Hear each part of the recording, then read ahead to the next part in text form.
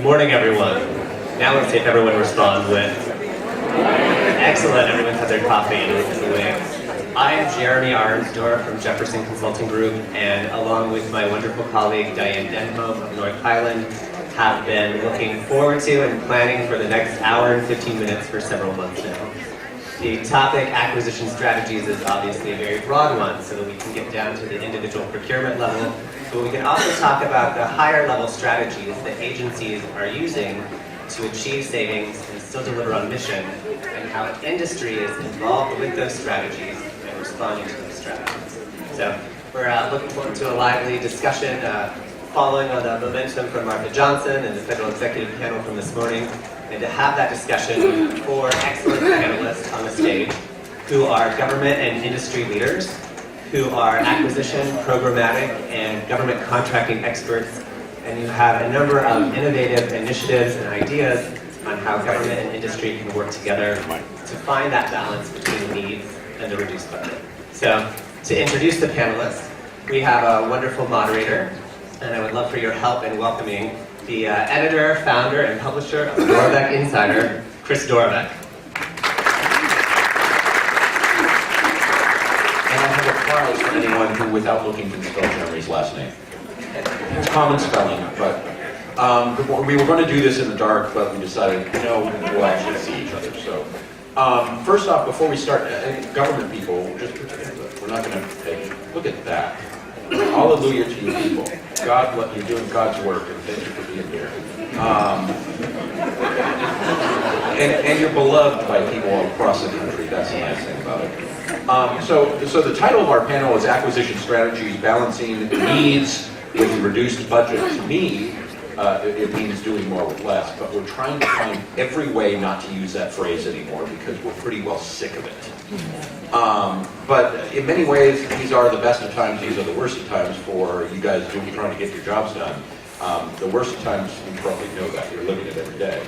But I also think that there are some, and I think Shamendra Paul said it really well, when the money stops, that's when we start getting really creative and figuring out how we can still do what we need to do. And there's some really fascinating things that are going on out there, and we're going to talk about some of those things today. And my look at these gorgeous people who are going to give you their wisdom. But we actually believe in the wisdom of crowds, so you guys are part of this group. So they're going to do a little bit of intros, and then it's free for all, and we're just going to sit here and watch you guys do all the work. So thanks for being here. Let me start. We're going to actually start off, and I'll introduce each of them, and I'm actually going to start in Cedric, you're up first. I'm just preparing you. Okay. Look at those shoes. He has got shoes on the camera. Those are boots. They're not shoes. Boots. I'm from California, and everything is just a shoe. Even flip-flops count as shoes. So we're going to start off, and essentially we're going to say, okay, when they say do more with less, in the acquisition space, what does that actually mean? And after we do that, we'll have a little bit of conversation, and then, as I said, we're going to get your thoughts and what are the challenges you face. And we're going to finish up with the biggest challenge that they're all facing these days, and what they're looking for you to help and come up with solutions. So let me introduce them properly. On the far side is Dr. Cedric Sims. He is Executive Director of the Homeland Security Department's Office of Program Accountability and Risk Management.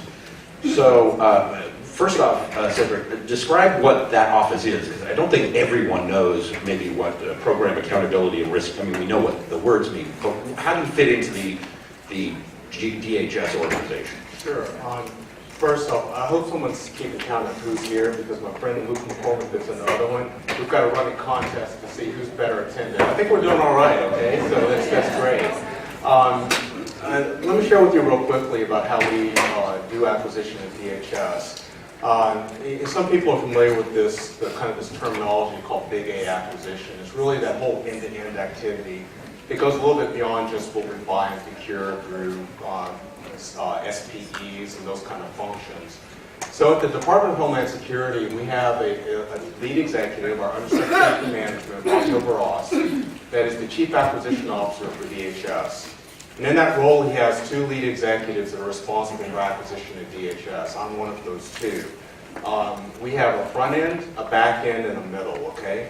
PARM, Program Accountability and Risk Management, is responsible for the front end, which is the requirements piece, and the back end, which is the program management piece. The center portion is led by our Chief Procurement Officer, Dr. Nick Nyack, who's responsible for all the procuring activity that happens within the department. So PARM is responsible for improving program success by making sure we've got better requirements on the front end, and also making sure that we do best practices in our program management, and then also making sure we reduce risk. So we make a decision to make an investment, then making sure that we understand where those risks are, and that we have our resources and strategies on how we're going to mitigate those risks going forward. And so when folks say to you, okay, you have to do more with less, I know that in a Homeland Security sense, you haven't really had to do that much before. There's been a lot of money coming into Homeland Security over the last couple of years. Less so now, so it's actually doing more with a little bit less. But what does that mean for your office? How are you dealing with the do more for less, the age of austerity or whatever we call it? Sure, and Chris and I talked about this before. And I'll share with you that I'm also one of those people who's a little tired of the do more with less kind of narrative. The reality is when you have less, you do less. But what you have to do, you have to prioritize. How revolutionary. Yes, indeed. Wow. That's how I live my life. I don't know how you live yours. But it's a reality. I mean, you have to begin to prioritize, and you have to understand what those core things are that you must do, and also making sure that the things you're doing them as efficiently, as effectively as you can perform them. So at the department, and specifically PARM's responsibility, is making sure that as we move forward with our investments at the department, of which we have about 505 key programs within our inventory, and of that, there's about $18 billion worth of annual appropriated activity around our programs.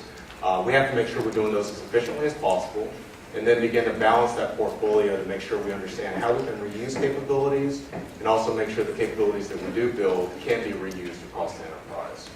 Awesome, a lot of stuff we can talk about there, and we will. Jim, sitting next to Cedric is Jim Little. He is Director of Project Performance at TASK. Explain to folks what TASK is. You have 30 seconds, so.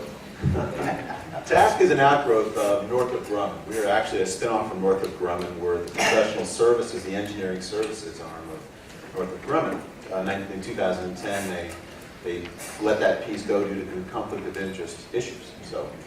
And so do more with less for TASK means what? When folks come to you and say, okay, we have these missions and we have less money to do it, what are you telling them?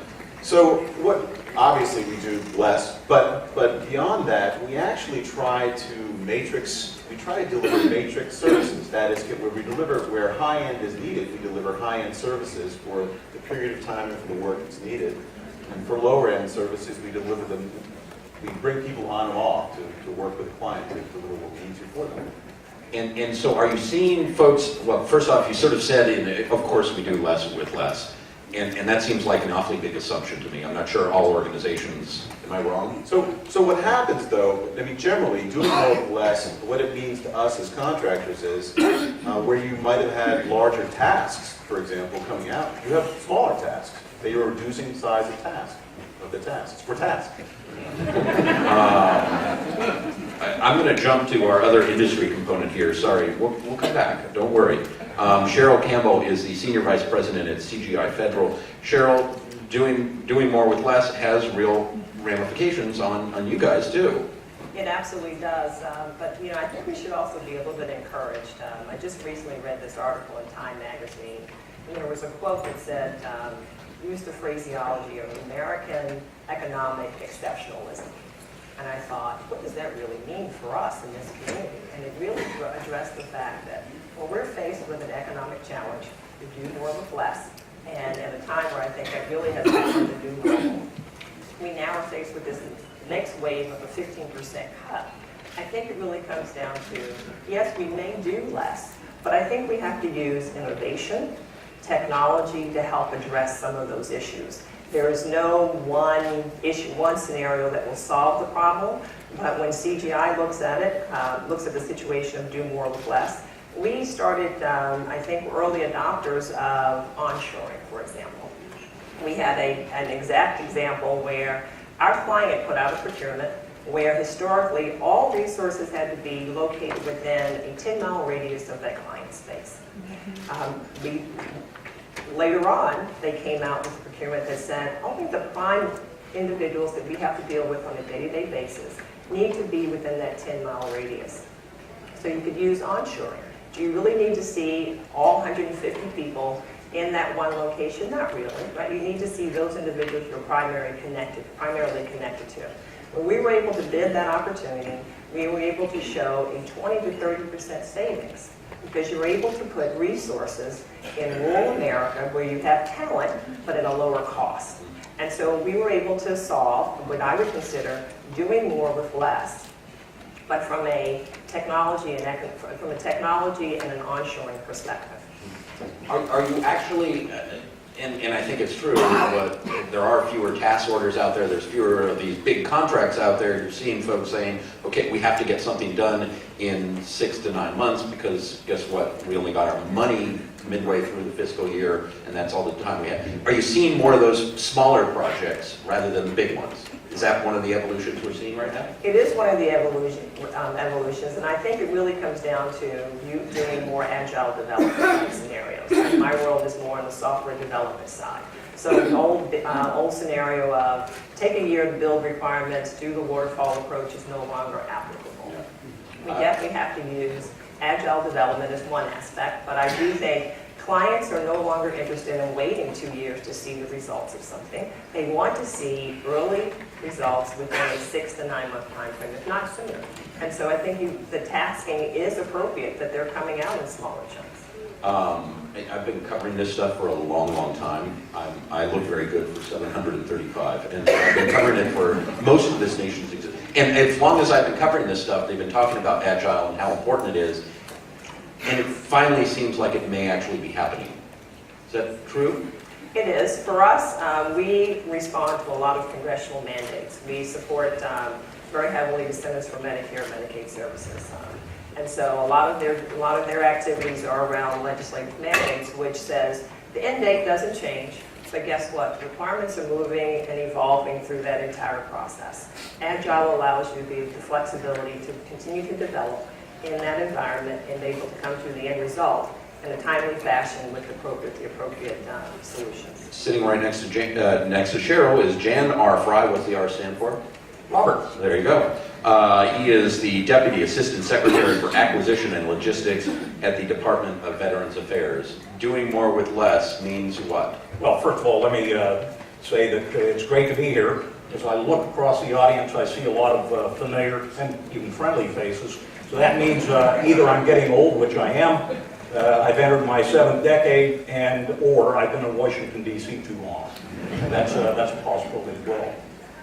Let me first give you a little bit of history on the VA, on the acquisition or procurement side. I'm the Deputy Assistant Secretary for Acquisition and Logistics, so that would imply that I work for an Assistant Secretary, and I did the first 3 years. At about the point where I had 3 years under my belt, the Secretary attempted to get an Assistant Secretary, an 8th Assistant Secretary for the VA, and had we been successful, that Assistant Secretary would have been the Assistant Secretary for Acquisition, Logistics, and Construction. Congress declined to give us that Assistant Secretary, so sitting in the front row is my boss, Glenn Hagstrom. He is the Executive Director for the Office of Acquisition, Logistics, and Construction. He's my boss. He's got the toughest piece in the VA, which is construction, as well as the acquisition, overall acquisition and logistics piece. And it also tells us that the pressure's really on you today. Yeah. Yes. But I enjoy being here and telling you something about the VA. Doing more with less. We have not suffered budget-wise at this point. But we are certainly preparing ourselves for what I think will be an era of austerity going forward. We fully intend to take care of the veterans who so richly deserve our support. And there are just over 22 million veterans that are supported by the VA. And we're going to have to find ways to stretch our budget. Now, there are ways to do that. And I appreciate the doctor's remark that you do less with less.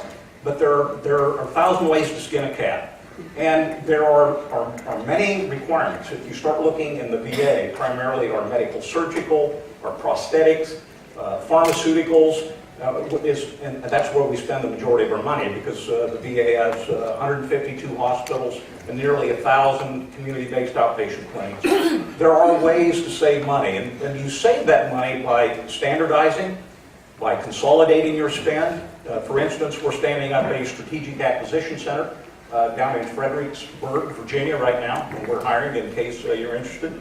And we've got some people in the audience from the Strategic Acquisition Center. The purpose of this Strategic Acquisition Center will be to work with our customers through the supply chain system, identify those things that we can standardize or combine our spend on, and we will then put strategic contracts in place or competitive blanket purchase agreements and attempt to buy like Walmart does. We'll buy by the train load instead of the car load. And it's not to imply that we're going to give inferior products to our veterans.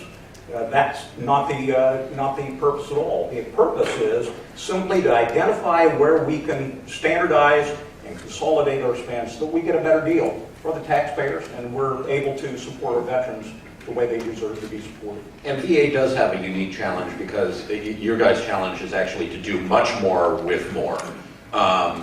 And because, God love us, there are so many veterans, thank God they're coming home alive, but there are unfortunately all sorts of injuries associated with that. And so you guys are responsible for making sure they enter out there, and God love you.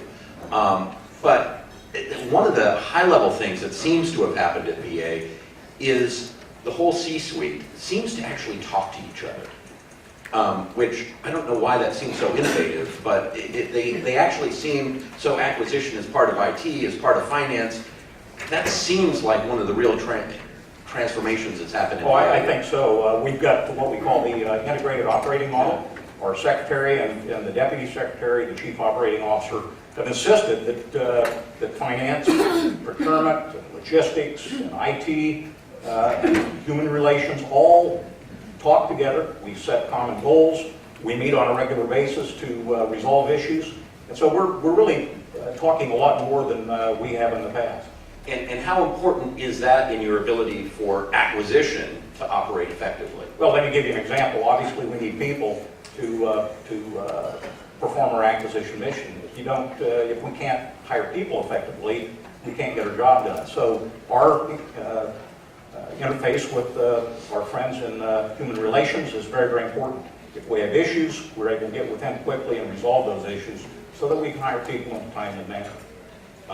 You're in a place where you can hire people. Not a lot of agencies are in that place. Let me bring up the issue of making the decision about what you choose not to do. How do you make that decision? Because that seems like a hard one. I know the VA CIO has actually decided to say we're not going to do programs because they're not working. But that was big enough that it got news coverage, for goodness sakes. How do you decide if you have less, you do less, and what you decide not to do?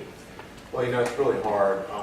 In my time in this role with the department, and I spent about 2 years in the CIO organization doing similar sort of work, and now we're bringing this to the enterprise.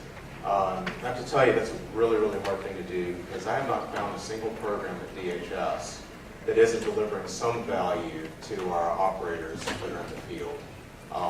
And so that makes it really, really hard, right, to choose what to do. There are a number of things that we are doing, though. Smart purchasing is very important. So we're looking a lot about enterprise purchasing capabilities across the department. So we're looking at how can we leverage spend across DHS as opposed to kind of the silos that you normally would get where our components, the parts that make up DHS, the Customs and Border and ICE and Secret Service and the like, we're somewhat doing those in stovepipes in the past. So one of them is how can we enterprise buy across the department. The other thing is really, for us, driving up redundancy, okay? So you find a lot of capability that where you see an 80% solution, they can just add the other 20% would actually solve the needs of a broader community outside of the original requirer. And so we're looking at opportunities to leverage those sorts of activities. So in the aggregate, it means that we're doing less. But the reality is that we're doing better things we need to do to deliver across the enterprise. And Jan, I just want to come back to you for 1 second because you have a CIO who has spend authority. He has power of the purse. IT money doesn't get spent if it doesn't have his signature. That seems like it helps you guys do your job much more effectively. Oh, I think so. Having a central figure to go to, a central figure that has the purse strings, Yeah. I think it's a great help to us in procuring the requirements that the CIO and his staff come up with. I think also that the stand-up of our technology acquisition center up in New Jersey has helped us immensely. We now have one place to go to procure our information technology needs. All the requirements go to the technology acquisition center, and heretofore those were dispersed across the entire department. So we really are able to know what is being bought. We're able to keep our thumb on the spend for the CIO, and we have a much better relationship, I think, with the CIO. There's a lot of synergy there. Either Jim or Cheryl, talk a little bit about, and in the other room there was discussion about, okay, if a project's not going well, industry needs to reach back and say, hold on, we're having management issues with this project. We need your help because we can't do it ourselves. You're the customer. We want to help you, but we're feeling stuck. And it seems like in this, where your results matter, it seems like that would be happening more. Is that true? How hard is it to actually reach back to your customer, and call up Jan and say, guess what, this project isn't going the way we want, and frankly, it's your fault. So we have very good relationships. We would never do that. Right. We have very good relationships with our customers. That's what we do. That's our primary focus. And it is our job, actually, to help them find some of the problems and find some of the areas where they can save in any acquisition, in anything they're buying. That's what we're paid to do in a way. And so we invest in we help them do strong investment analysis work, and we do cost benefit cases. And on top of that, we have some success in doing enterprise architecture work that shows what could happen if they go down a certain path, and we present that to the customer. So it enables them to make good decisions. I mean, that's how we provide value to them in helping do that. So what I would add to that is that quite often we see areas where when there's great partnership within the space, it works extremely well. For example, when the acquisition organization, the CIO organization, the program office, from a client perspective, are in alignment, delivery from our side of the equation, from a contract and delivery perspective, is much more efficient and effective. When there is discord or disconnect on that side of the equation, it does cause some, I would say, challenges from a delivery perspective. And so as the contractor, I think we've all been faced with, you don't want to say no to your client, right? But I think it's more of say yes, but understand the trade-offs to saying yes. And so if you can have that meaningful conversation to say, absolutely we can change this scope component, but there's a trade-off, right? There's something you have to give up on the other side in order to make that effective and efficient. And we can still get to the end result, but maybe it's not, maybe it's a skinny down version versus the full, robust version for the first release or something of that sort. But it's a dialogue, it's a communication aspect, and it's a partnership that makes it work. And I think what she's saying here is we really need to improve the way we do our business with our suppliers up front. We need to have better communication with our suppliers in developing a requirement. We better be asking them a lot of questions. We better let them ask us a lot of questions. We better give them some good answers. We better do our diligence up front so that we write our requirements. I know some of you that I talked to just this morning are still getting bad requirements. Imagine that. Unclear statements of work, or performance work statements. That's, if you're going to do more with less, you've got to keep from wasting time, wasting resources, and you've just got to do a better job up front defining your requirements. Then there's got to be that discourse between the program management office and the contracting officer in the management of the program and the administration of the contract during the course of that program. If you don't have that good relationship, you're probably going to end up with a train wreck. And in the VA, for instance, when I first got there, and again over the last couple of years, we looked at our program management culture, and it was almost non-existent. So we've made a real effort to start developing our program management folks. We've set up the VA Acquisition Academy, where we're now training program officials. I've got some folks here in the audience from our VA Acquisition Academy. We're really putting some rigor into that. We have stood up an acquisition corps, that's CORPS, and all of Department of the Army or the Air Force and the Navy who've had it for over 20 years. And so our efforts there will be to focus people that are properly trained, educated, and with the right experience in those critical acquisition positions across the department, so that we don't have the unexperienced, the uninitiated. Managing programs, it can be sometimes very vexing, and if they fail, I'm all for stopping programs that fail, but golly, that's money that we've wasted. So let's do something up front and make sure we get it right up front, and then manage it during the course of the program, and that's the way we can save some money. And Cheryl and Jim, you guys just love for there to be good, well-trained contracting officials out there. That helps you guys do your job more effectively, right? It does, and so I'll piggyback off a little bit off of what you just said. I think the other aspect of the requirements that you sort of said, you sort of put it on this side of on your side of the community to say come back with better requirements.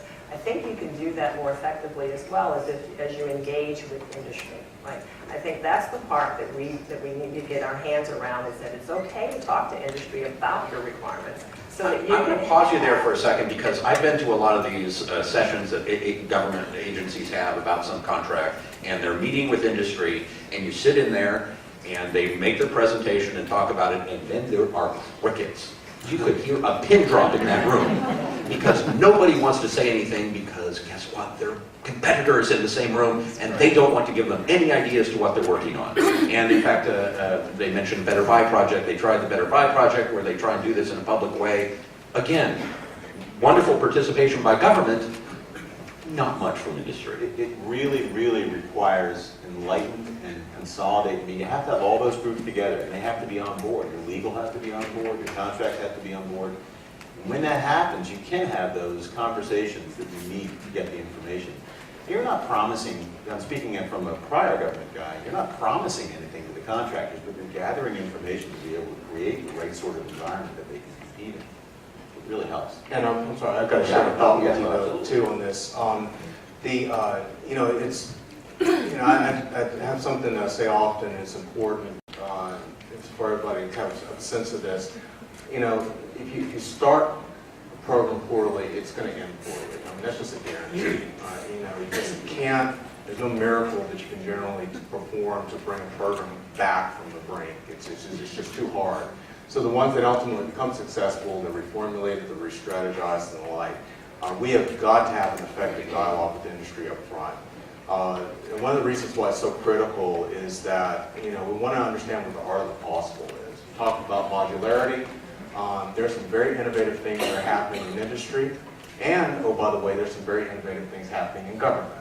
But we need to have that dialogue so we can understand what we can achieve, and then aim our requirements and our needs around that element of success. One of the things that we focus on a lot in PARM is being able to assess programs. And the immediate thing that many go to is you're assessing because you're trying to find out where there are errors, you want to kind of beat the program manager in submission, that sort of thing. And that's not the case. This is about support. Not everything goes poorly. Sometimes things go well.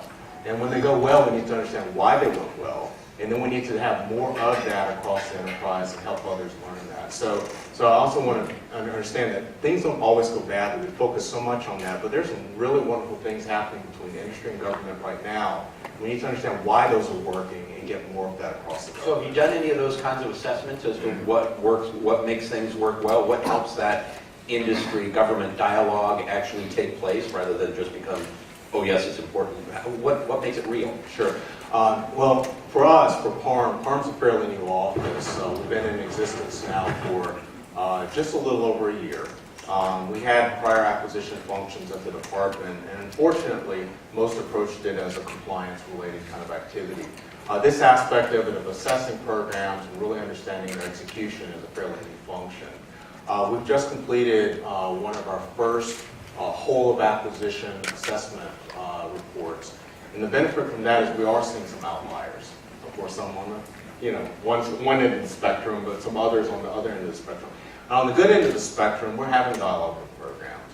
And the good thing is that some of those programs are IT programs. They're doing some unique things. And we're engaging with the CIO to understand what specifically is that program doing that is working so well. And we're seeing some common threads there. So now our challenge is how do we then get that to the broader program management community so they can take advantage of that as a whole. Yeah. I'd love for you guys to share that outside of just the DHS, because there's a lot of smart people who love to get it. Yeah, I saw you writing something down. Did you have something to add? No, I agree. We've got to talk up front. Yeah. There's this ugly acronym called FACA. It sounds like a dirty word. I can't remember what the acronym means, but When I was on the radio, we couldn't talk about it. Exactly. What it means is that you have to go through OMB and you've got to announce these meetings anytime you get more than a handful of government contractor personnel in the room. And in many ways, it's counterproductive. And in many ways, people look at that and say, I'm not going to go there because I risk going to jail or something worse. And it causes us, I think, to be so afraid to talk to our suppliers that we don't do that upfront work. One of the things I did in my last life in the Army was, in my latter years, was bring a group of people together and develop a requirement, a multi-billion-dollar requirement. And I brought contractors in the room to help us write the statement of work before FACA. And everybody was on the same playing field. We hired a professional facilitator who also stood up a website. So in theory, everybody in the industry was on an even playing field. And I can tell you, we sat there and some smart government guy, probably in uniform from the Pentagon, says, let's do it this way. And the industry guys would stand up and say, yeah, you can do it that way, but it's going to cost you about 25% more because of the risk. And so it was really helpful bringing those industry guys in. And we continued to do that in that organization that I was in until I departed. So I really think there's a happy medium there someplace. You need to get industry involved up front. You need to get their great ideas without the risk that contracting officers feel that they're going to be persecuted for talking to the supplier. And in fact, Vivek Kundra, when he was here in DC, his meetings, he would videotape them and put them on YouTube. So they were open for everyone to see, and nice and easy. You can see exactly what we were talking about. And makes it. I want to bring up two other subjects, and then we'll go into the smart people out there. One is, one of the things that I expected to see more of when as money got tight was more use of GSA and GWACs contracts, and yet I'm still seeing, frankly, Eagles is continuing and VA's doing their own. There's still a lot of folks saying, no, we need our own contracts. We can't go with the GWAC. Why? It seems like an easy way to save money is not to have to do it in-house. Well, so I'll take a little bit of that. So, we're moving forward with Eagle 2, but you want to use the right tool for the job, right? And so there are aspects where we make extensive use of GSA vehicles at the Department of Homeland Security, but there's also some other tools that we need at DHS that I wouldn't say are necessarily unique to the Homeland Security mission, but they meet our operators' needs more effectively. One of the things that we're looking forward to taking advantage of are some common practices that we'd like to see within Eagle 2, for instance, when it's awarded. We're going to take advantage of that on behalf of our program management community. Not everything can be solved with GSA contracts, but not everything can be solved by our Eagle contracts either. So we encourage people to use the right tool for the job. Anyone else? That's fine. I wanted to go back to your earlier question for just a second. I think if we can make better use of the RFI process as well as market surveys, the challenge I think that I see is that once government does the RFI, they do not necessarily come back to industry and say, that was a great idea. Can you come in and talk to us about what you just sent to us? Right? So that you can have more understanding of the concept and principle that contractors are bringing to the table. It's not putting a contractor further ahead of some other contractors, just learning more and understanding the methodology and the approach so that when you do put out a RFP, you're doing it from a more informed perspective. If we can bridge that gap, I think if we use that process a little bit more effectively, we'd be able to have a better outcome from an RFP perspective. I totally agree with that. And, you know, a lot of contracting officers are afraid of getting a contractor in the room and doing that due diligence, giving you 30 minutes or 45 minutes or an hour to explain your capabilities, the way you're going to approach the particular task. A lot of contracting officers think if you talk to one, you got to talk to them all, and that's not the case. If there are things that are brought up in that meeting that might apply to others, then you must share those. But we in the VA are trying to move to an era where we have due diligence with our suppliers. And I know with our T4 contract, our folks at the Technology Acquisition Center gave at least 30 to 45 minutes to every supplier who was able to come in and talk one-on-one with the contracting officer and the team. Because, as you said prior, you don't want to release all your secrets out there in front of your competitors. You need some one-on-one time with the contracting officers and with the tech evaluation team, perhaps, to share. I want to add one point to that, and it applies, that sort of conversation should occur both with developers, but also with service providers, because we have ideas about how, I talked earlier about matrix supply of services. You know, listening to that helps them focus on how they want to set up the Eagle or whatever they want to do as well. So,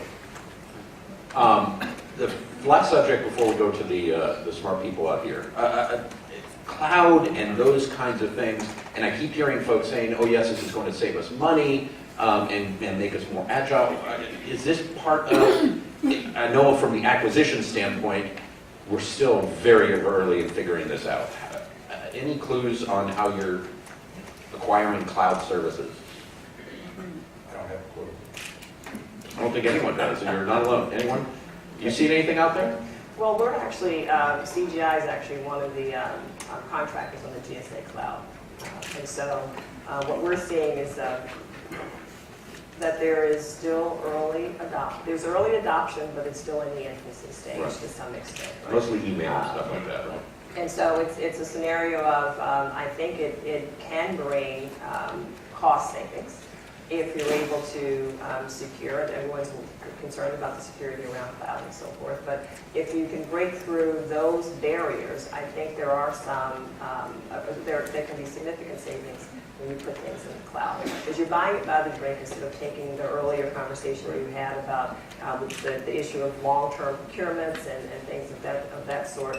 You can now do those things in a much more fragmented scenario.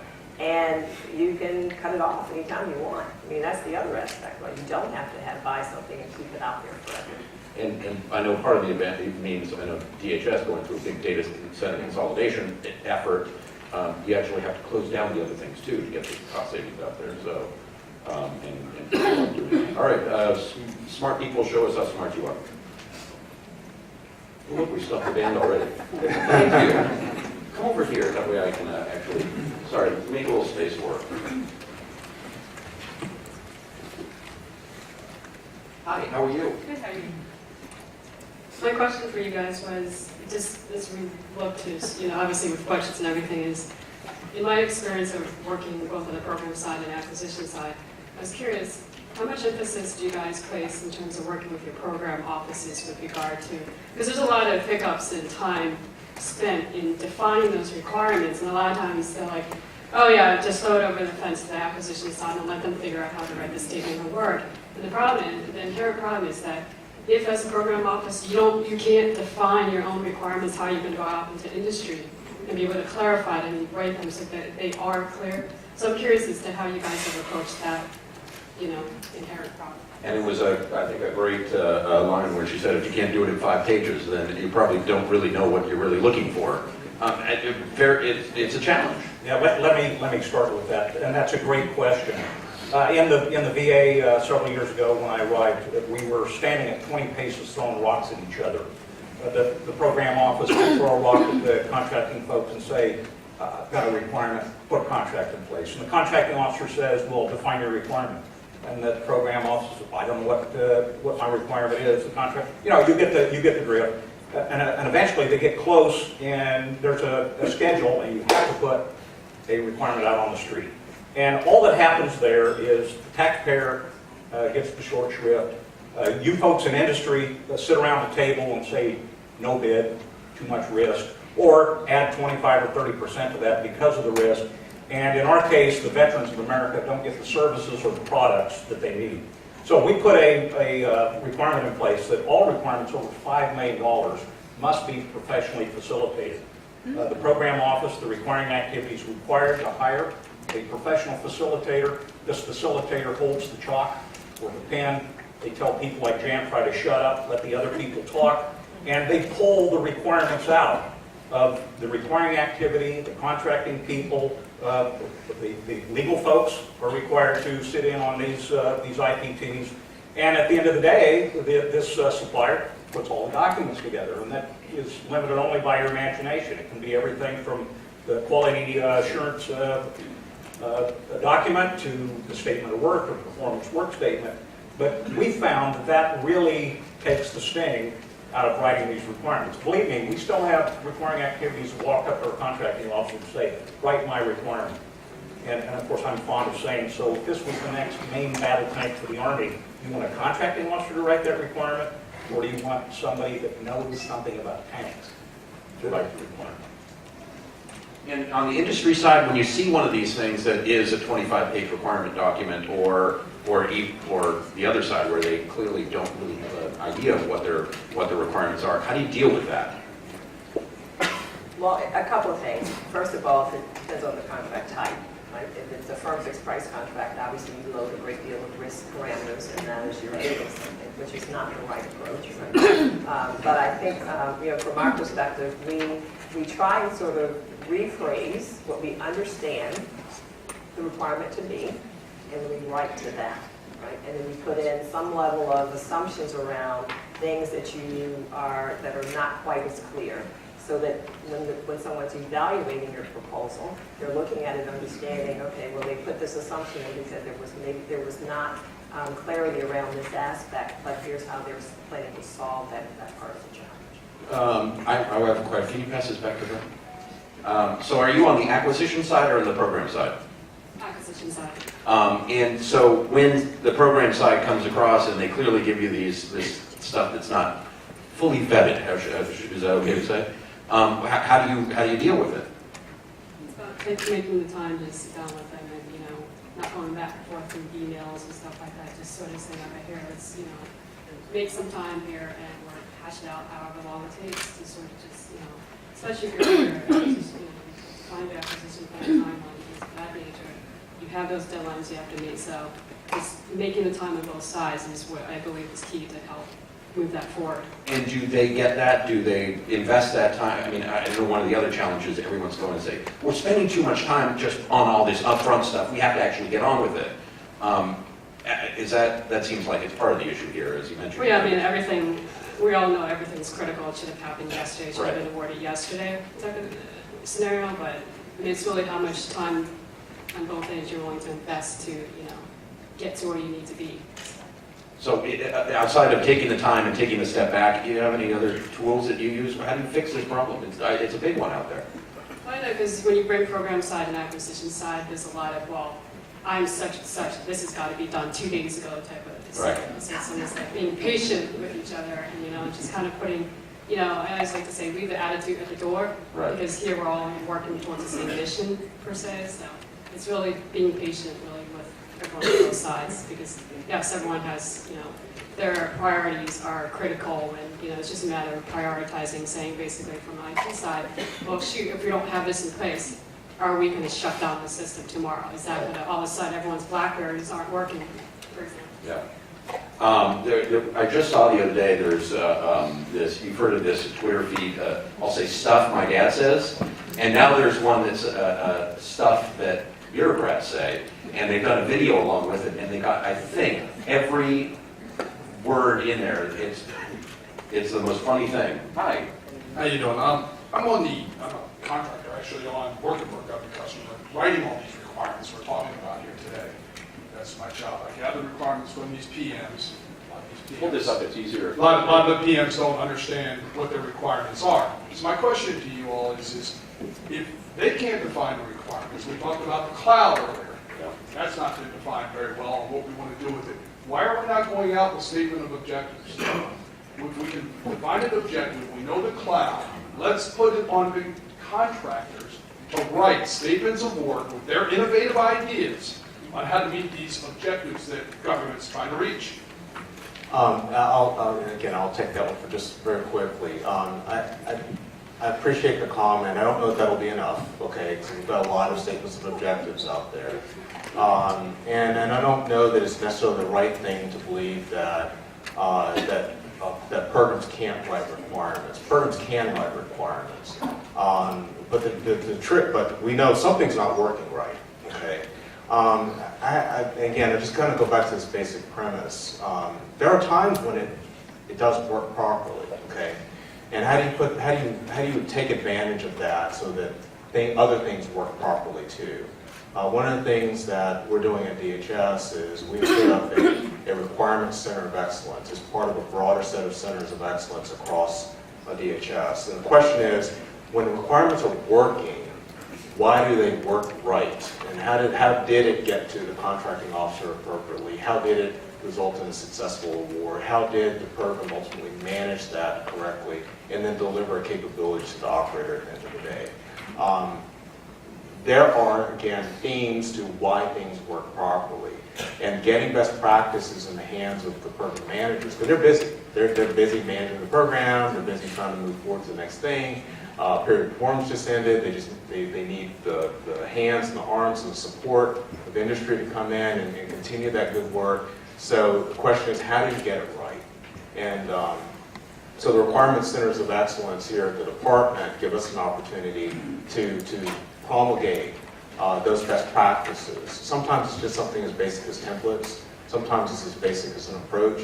But sometimes it's as basic as getting those that are program managers in a room together to talk to each other and share how they were successful in things that they did. So we're seeing early successes in that. On the cloud side of it, though, cloud is another tool in the toolbox. Okay, again, it's not the silver bullet, but the cloud is another strategy. Some look at it from a cost savings opportunity. We also look at it as a risk reduction opportunity because the capabilities instantiated there, you can buy it by the drink, kind of forces a little discipline around what you're going to get when you get it, and then kind of trim the appetite so we can still achieve what we need to from cloud. I wanted to add a little bit to the idea of a center of excellence for requirements. So there is a general recognition that not one size fits all, right? I mean, we have the range of PMs that want to do a 30-page statement of work or something, and then there's those that want to do statements of objectives. And it really depends on what they're trying to buy and how well industry is able to respond to those things. When I was in the government, we actually tried to set up sort of an internal consulting sort of organization where you had a roving band of people to help that.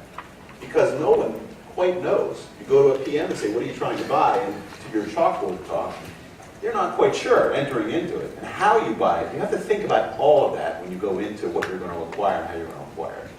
So my point is, it's not one size fits all, and it has to be thought through very carefully up front. The time spent up front stays in the back. Absolutely. And I'm not sure we share those lessons learned enough. I mean, there's a lot of pockets of excellence, and we don't seem to share them very well. Over here, then back there, and then one over here. So. Okay. A comment was made which kind of disturbed me, I guess. Hi, Jim. You guys, by the way, have the worst view. It's a very attractive podium. Yeah, it is a nice podium. See, now I have a 10-month-old, so for me, this is always peekaboo. Okay. It's my world. Yeah. The comment was made that when customers see an RFP, when customers see an RFP, or when contractors see an RFP that they don't understand, they make assumptions and they prepare their proposal. It disturbs me that we don't have a better feedback process from industry to come back in and say this statement of work really is not viable. I understand the need to protect your approach, but I spend a lot of time talking to contractors who say, well, when we read the statement of work, we assumed. They didn't insist on their proposal being incorporated into the final contract, so now the program manager's coming in and saying, oh, well, you do this incorrectly, and here's all the things I want you to do. It's a recipe for disaster. So I guess my thing would be, I would like to see if we could urge both industry and contracting side to make sure that in contracting, we frequently don't know how to build the tank. So we're not going to know that if you write down something that it's too restrictive or it's too loose. Contractors don't come back and give us that information, I fear, because they're thinking they're going to get their competitor to have a better advantage. Without incorporating the proposal that all their assumptions were included in, we kind of end up with a unintendable situation. And I want to follow up with you because you're on the acquisition side, right? So I'm going to walk in their boots for just a second and say, hold on, I'm the bidding on this thing, and you're the contractor. You're the person who's the decider. I'm going to tell you that you did it wrong. That's what you want me to do. We look at industry. How many RFIs, when they go out on the street, I keep telling my customer that you have a huge pool of unpaid consultants. They should be coming back to you and saying, oh, by the way, this statement of work has some issues. If they So don't do you get do that very often? You get folks unfortunately, who- no, it's crickets. So Once they is there a way that you present can create a framework where folks feel comfortable, where vendors feel comfortable coming to you and saying, this just isn't going to work the way, in our experience, in our wisdom, this isn't going to work the way that you want it Well, I'm to. hoping it's venues like this where people can realize that I've actually been told by contractors the reason they didn't come back was because they feared that the government would be upset. It's like, really, no, we're hoping that you help us out because we're trying to find a way to articulate it when they don't come back. I guess I understand their fear. There's a lot of, I think, distrust, and if we could break that down a little bit, it would be helpful. Even if they don't break down that level and they come back in and they make assumptions, they need to insist that their proposal is incorporated into the contract, because otherwise they're being held to a standard they didn't propose to frequently. So I think there's yes, it'd be nice if we'd all sit in the room and all trust each other and say, yeah, I can tell you why your statement of work is wrong and you won't get upset with me. If you can't reach that level, at least insist that if you've made assumptions, those assumptions are incorporated into the proposal. Cheryl, how could, I'm sorry, what was your name? Valerie? How could Valerie, you help Valerie, give her some ideas of how she could create a safe way for you to come and say, yeah, this doesn't work. So one of the aspects I did know, go it's into terrible. in terms of answering the question around, I feel I can't see you. Do peekaboo, it works really well. Is a better use of the Q&A process, right? During the procurement ecosystem. If we could, during the Q&A scenario, the answers that the government provides back based on the questions provided by the contractor community, it would be so much more beneficial if those answers were better than yes or no. If you could elaborate on some aspects of the answers to those questions, I think we would take a few of those assumptions out because now you've answered the questions that we were concerned about. And so I also recognize that we're all overworked and challenged from a timing perspective, getting answers back and so forth. And so you end up providing answers that are shorter in duration, but it really would be very meaningful. It's hard to get shorter than yes or no. But it would be so much more meaningful if we could get much more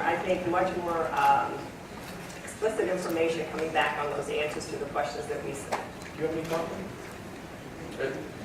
Jen, do you have any ways that magic that you? Well, I think it goes back to The boss has gone now, so we can really talk.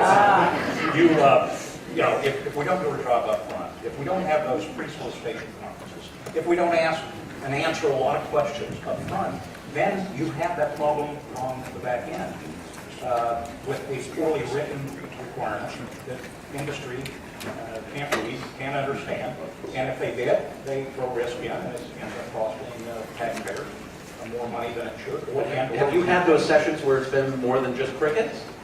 more than one. More than the cricket sounds when you're meeting with industry? We have. We held our, several years ago, we held our first advanced planning briefing the industry up at our Technology Acquisition Center. We had over 700 people show up. Unfortunately, the fire marshal got involved, and we had to move some people into another room because we got far more people than we planned. But it was a resounding success. I mean, we got a lot of interplay because of that meeting, and we ended up meeting with dozens of suppliers for our T4 requirement to put out on the street. Did the mic get passed back? Chris, over here. This way. Oh my God, hi. I'm a retired Fed and I work in industry because there's some statements I want to make. First of all, you don't get anything free. And I think the assumption that on an RFI you've got a lot of free consultants is a misrepresentation. If you want an honest dialogue, you have to begin with some degree of mature thinking on the requirement that you have. It's unfair to assume that industry will provide you free advice just because you can't get your act together. And remember, I'm a career Fed, so I make that statement with a lot of confidence. Second of all, what I'm more interested in is, with the de-emphasis on cost-type contracts and time and materials contracting, what are you doing in order to provide the construct that's required for fixed-price contracts?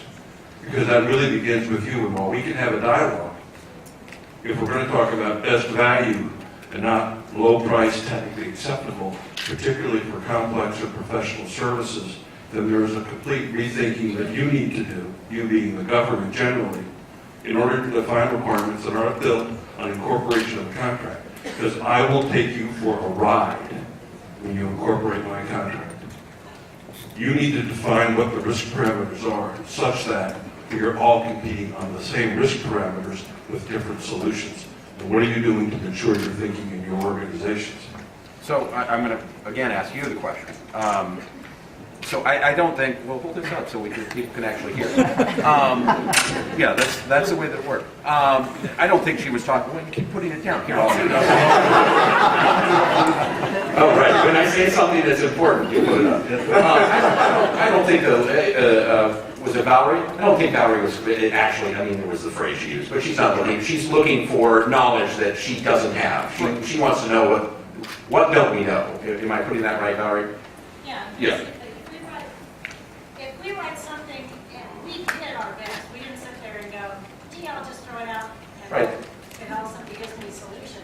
We did our best, but if we made a glitch, I once had a guy who came back and he said, you know, on page 14 of this, you've got something that makes this a sole source. I went back to my customer and said, congratulations, we got your agency a sole source. If I hadn't got that information, I, in all good faith, scrubbed that thing. I didn't sit there and just hope that somebody else would come in. But if we made a glitch, I would like and encourage contractors to understand that I don't get upset if somebody comes back in and says, there's a problem. I actually will explore that and try to make it a better document. So no, I wasn't implying that somehow we're going to get everybody to write our requirements, but I would like to have people, if they think there's a flaw in them, take the time to tell us, because we'll either resolve it or correct your misunderstanding that, yeah, maybe we really, really want that. So I'm going to ask you, you have walked the world, you've been on both sides of this fence. Is there a way that she, formerly you, would create an environment where folks could come and say, yeah, you're not there yet? I believe there is, and I think Jan, in fact, made reference to it. I think contracting officers need to be more willing to accept and embrace dialogues with individual contractors. The accountability is to properly amend the solicitation if you make a statement or a commitment that's going to affect the equity of opportunity. Right. Keep that in mind. We're talking equity of opportunity. The government doesn't decide competition. Contractors do. We decide, and we decide on a number of factors. You're an expensive client. I spend a lot of money, and I have to live within a checkbook for my business development funds. And I want to dance with you at certain times. I put you on my dance card in pencil, because there are things that you do, such as the number of amendments that you issue, that either encourage me or dissuade me from wanting to have you as a client, because it helps to define for me how well you understand what you need. In terms of an RFP and an RFI, you should get the responses. There should be a clear opportunity to dialogue. But there ought to be a dialogue that's individual, where I can share that thought, and if it affects equity of opportunity, it gets shared much as Jan has proposed that it needs to be. But it also means that you need to look at what the requirements are, and where we have leaders who are magazine trained in defining requirements, as opposed to understanding the programs that they represent, that's a separate issue. If you want to talk about performance-based services acquisition and look at outcomes, you need to understand that we have to rethink the programs that we're managing and change the metrics that we want to use. Otherwise, all you're going to do is pave the cow path. And rephrase your second question, because I don't remember it. Neither do I. Oh,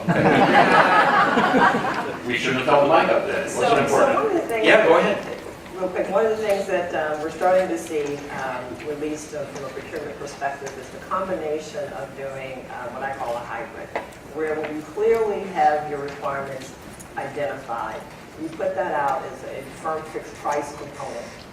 And those that are not quite as clear, you put those out as a cost plus component. So that industry can mitigate risk because the requirements are clearly defined and you can respond to a firm fixed price bid more effectively. And then when the requirements are not as well defined, you can do it from a cost perspective. And so now it keeps both of us honest as we're developing and better defining those requirements as we engage. So we're seeing some of that happening more, and I think if we could start moving the hybrid scenario from a procurement perspective in that direction, it could, I think, provide savings from both sides of the issue. Yeah, go ahead. I would say, and thank you for your remarks. I appreciate those. Sometimes it's tough to get up and tell us the truth. We have got in government have got to fundamentally change the way we view our suppliers. When I got in this business a number of years ago, over 25 years ago, as a young Army officer, we definitely viewed our suppliers as the enemy. And then as we went down that continuum, as the years passed, we called you partners, stakeholders, but you were still the enemy. We have to limit, and we jumped a long way ahead.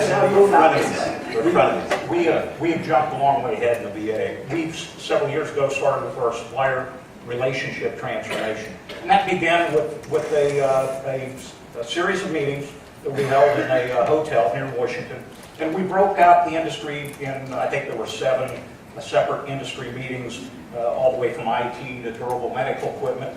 And we hired a professional facilitator, and each room had a professional facilitator in it. And the industry was able to go in without us sitting there listening to them, so they weren't intimidated, and tell us what they thought about us. And why did we do that? Because we want to do business with the best and brightest, so that we can take great care of our veterans. And we knew we were doing some things to scare away the best and the brightest. And oh my gosh, they burn our ears off, and the hair too. They told us a lot of things we didn't want to hear. They told us about all the stupid things we were doing, and in some cases it was, there was a lot of animosity there. But over the course of the last 2 years, we've held a number of these. Several weeks ago, we were in Denver. Every time I go to them, I hear more from industry. They seem to come out of their shell. And it's not degrading for us to hear it. It's good for us to hear it because there are things we're doing that just aren't right. And we've got to change. I think we fundamentally have to change the way we relate to our industry partners. And you are our partners. Without you, we can't get done, at least in the VA, what we need to do. We need to take care of the veterans, and we need the smartest of you out there in industry to help us do that. Any other? So to that point, I think it's called shared risk as well, right? The risk parameter should be on both sides of the equation versus having the government or the contract or the acquisition shop for all the risk on the contractor community. It should be a shared risk scenario. I've got David back here. Hi, I'm from Department of Interior, and I just wanted to, I guess, change where the focus is going. We've been talking about very specific, granular things. I want to go back to the high level. So at the beginning, we talked about more with less, right? So I want to give you, some observations, and then at the end, ask a question. So observation, the world's moving, things change on a daily basis. We have now what we have. That's what the budget is. It's going to be less or more from yesterday is going to be less or more than 100 years ago. But the thing that we have to do is we have to live today in 2012. Given that, we have, all this new technology, telepresence, telework, telecommuting, all that stuff. I finished my MBA online. I couldn't do that 10 years ago. So are we thinking, what's our mindset? Are we thinking 10 years ago, 20 years ago? Are we in this, use it or lose it? Are we in that mindset? Or should we be thinking today, this is 2012, here's the technology, here's all the stuff we can do, cloud's available, Amazon, Google, Apple, they've got cloud working, they're doing fine. Why can't we do it? What are your thoughts? And I'll go off that. Stephen Van Roykel, the federal CIO, tells a story where when he was at the FCC, he was trying to build this platform where they could test how bad AT&T is for all his iPhone users. And Sir, sorry, are AT&T you contracting official? Are you in contracting? Yes. So where are we going to be in 10 years? Well, I think the Van Roykel story, he wanted to build a platform, and instead of, he went to his contracting. Well, where are we going to be in 10 years? Are we going to throw the FAR away and work without rules in 10 years? I guess, everybody talks about this broad change in the cloud, and everybody wants to telework. Where are we going to be? Is it going to be easier to put a contract in place in 10 years or harder? I'm just thinking in terms of the example with the proximity to the location, how they got rid of some of the key personnel, or the key personnel was on site that reduced costs. I'm just thinking in terms of reducing Is costs. telecommuting going to make it easier to put a contract in place?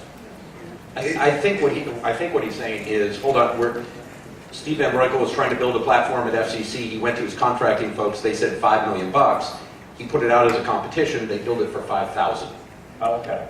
Those kinds of things, and we're still thinking that the one path we have is we put out a contract, and whether we do it as a task order or a contract, that's the path we have, and we're using that every single time. We're not thinking, hey, there are other ways to do things. Right. So, Did I capture it? Exactly. Yeah, Exactly. and if I could, that's why this dialogue is so important. When I heard of other portions of it, if we're fixing the solicitation after, or right at the point where an RFI is going out, I would argue that in many respects it's too late.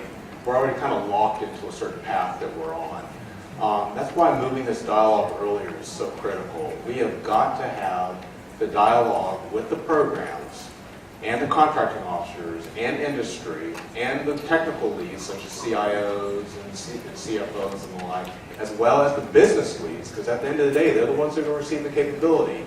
Got to have that dialogue up front. Got to have that dialogue up front. Then you can find out later what vehicles are appropriate, how you're going to structure the solicitation, things like that. Oftentimes, when you're seeing an RFI come out, a lot of decisions have been made that cannot be influenced at a fundamental level unless you kind of, roll the clock back and start from scratch. And someone mentioned it earlier, there are deadlines, there are milestones. At some point, someone goes, that's enough discussion, we're going to award, or we're going to move forward on doing solicitation. So in that respect, I'm a huge advocate that we've got to have this dialogue a lot faster, a lot earlier. And quite frankly, if it's not ready to go, we need to make that hard decision to say, let's get it right before we go forward. David, how old are you? 29. So the thing I hear from these young pubes who don't remember phones with cords, for God's sake. And I actually used that at a thing last week, and somebody said they had a friend who came over and saw a phone with cord, and they said, "Oh, that's so cool. That's so you don't lose your phone, right?" But these young people come in and they say, "Hold on, I can build an app and do it very quickly. There's all these tools. I can use this Google Doc platform, or I can use this linked up blah 4² plus thing, and do this very quickly instead of the 2 years that it takes to get a contract out there." It seems like that's the disconnect that a lot of young people coming to government are having is, hold on, we're still doing things the same way we did it in the 1950s. But there still is a relationship.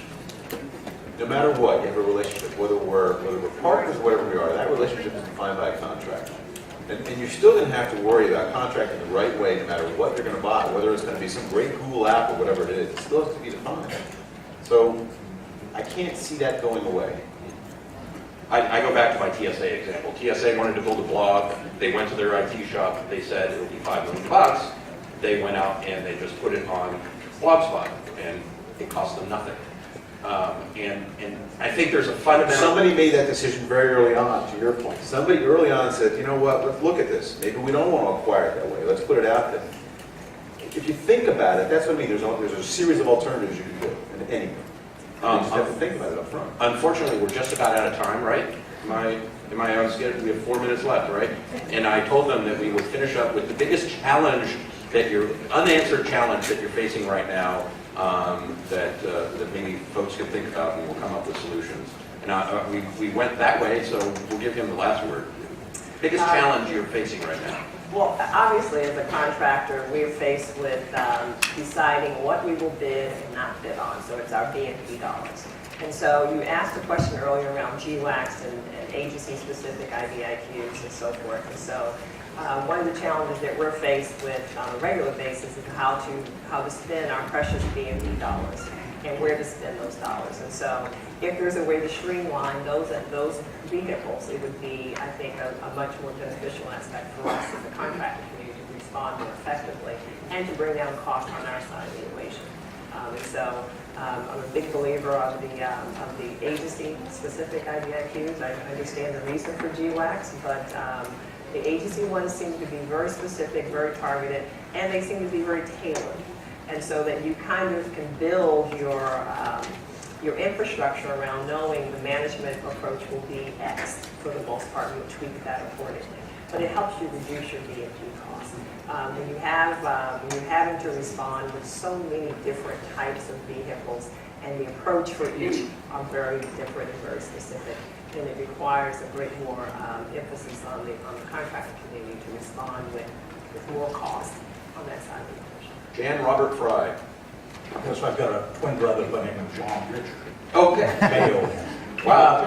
See, my sister is Diana Christine. I'm Christopher John. We all have the same initials. And your parents are even less creative than mine are. So. Exactly. I sleep pretty well at night. I don't have much to keep me up, but I drink that. I'm just kidding. The boss is gone. We're fine.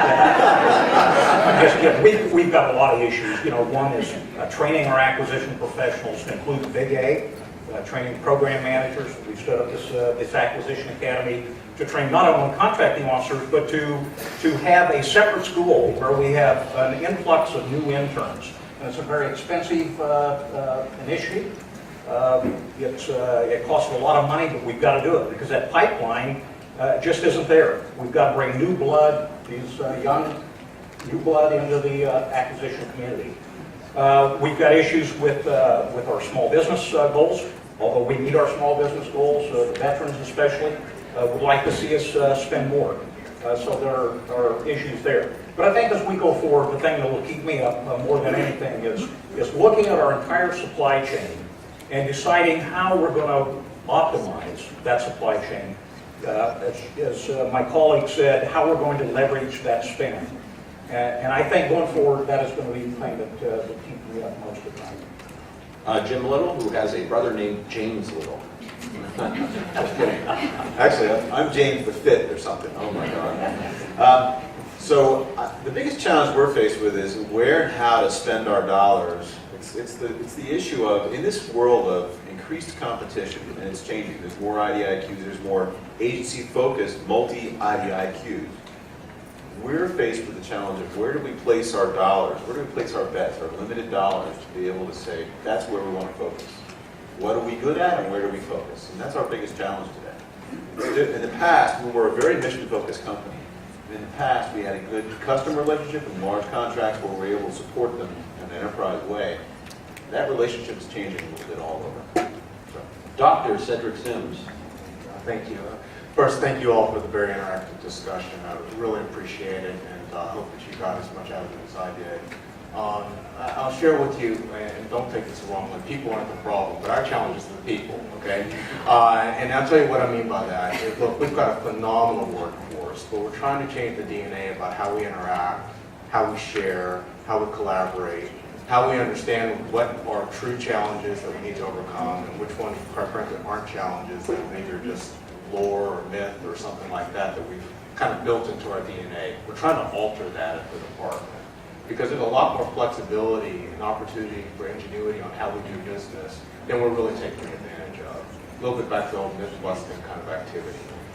There are lots of solutions with our partners in the federal government. There are lots of solutions with our partners in the industry. We need to just take advantage of that, have that dialogue fearlessly, and then support and make sure this nation is effective and safe in what we do in our way of life. So for me, we need to think our people to think different, take advantage of the opportunities, and deliver successfully for the department. Before we finish up, I like to give away prizes to people who ask good questions, and I thought everyone who participated today, so I'm sorry I didn't get your name over there, but if you'll come and David and Valerie, come up and see me afterwards. I do this thing called the Dorbeck Insider Book Club, and it's like Oprah's book club, but we talk about wonky books. And our most recent one was this book called Little Bets, which is about small things that you can do that actually make a difference. And we had Dave McClure from GSA and the author talked about it a couple weeks ago. I have it online, DorbeckInsider.com. It's a wonderful discussion. I'll give you all the book, so come up and see me afterwards. And I'm going to give it to you now. I'll take your card and I'll send you the book. But it's a great book, and I think causes you to think some of these. And as I say, I think these are the best of times and the worst of times. You know, we talked about there are still the challenges of how we create this dialogue and all those kinds of things that have been around for a long time. But I think there are also opportunities that come out from it. We don't have to do the same thing. We've been doing for 30, 40 years the same thing over and over again and expecting different results. Let's not do that anymore. And there are ways of doing that. And thank you all for participating. Please join me in thanking them.